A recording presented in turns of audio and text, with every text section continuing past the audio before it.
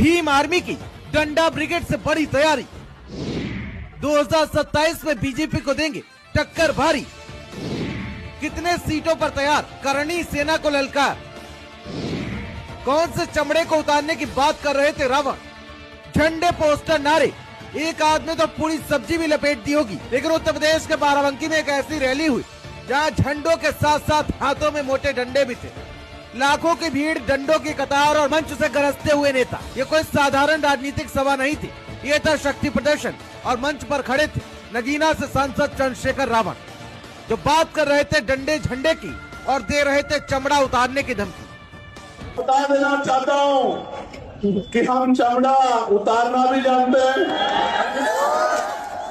उसका जूता बनाना भी जानते हैं और समय आने पर सर पे पटक्के मारना भी जानते हैं। नीली स्याही में डूबा ये बाराबंकी का बडेल मैदान, जहां आजाद समाज पार्टी की विशाल जनसभा हुई।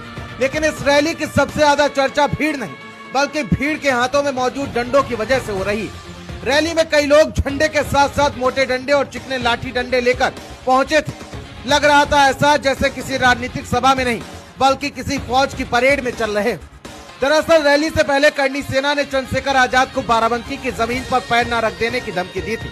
लेकिन चंद्रशेखर आजाद रैली में पहुंचे और मन से सीधे चुनौती दे डाली। उन्होंने कहा, हम संघर्ष करने वाले लोग हैं, धमकियों से डरने वाले नहीं। मैं कहना नहीं चाहता था, लेकिन ये बात बतानी जरूरी है।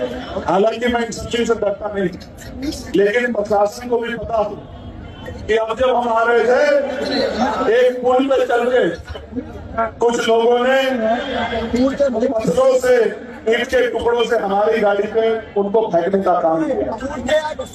उनको लगता है कि इन चीजों से हम लोग कर सकते हैं। हम पे हमला नहीं, मेरा भरोसा करो, ये उत्तर प्रदेश की कानून व्यवस्था का खुलासा। रैली में चंद्रशेखर आजाद ने कहा, हम चमड़ा उतारना भी जानते हैं और उसका जूता बनाना भी जानते हैं। ये बयान भीड़ के बीच तेजी से गूंजता है। हालांकि इसके बाद उन्होंने ये भी कहा कि वह संविधान को मानने वाले सज्जन लोग हैं, लेकिन सियासत में यह बयान अब नई बहस छेड़ चुका है। उत्तर प्रदेश की सियासत में अभी 2027 का चुनाव दूर है, लेकिन तैयारी अभी से शुरू हो चुकी है। कहीं नारे लग रहे हैं, कहीं रणनीति बन रही है और कहीं रैली में डंडे दिखाई दे रहे हैं। अब सवाल यही है, यह सिर्फ शक्ति प्रदर्शन था या फिर आने वाले चुनाव की डंडा पॉलिटिक्स की एक छोटी सी झलक। स्पेशल डेस्क, भारत समाचार।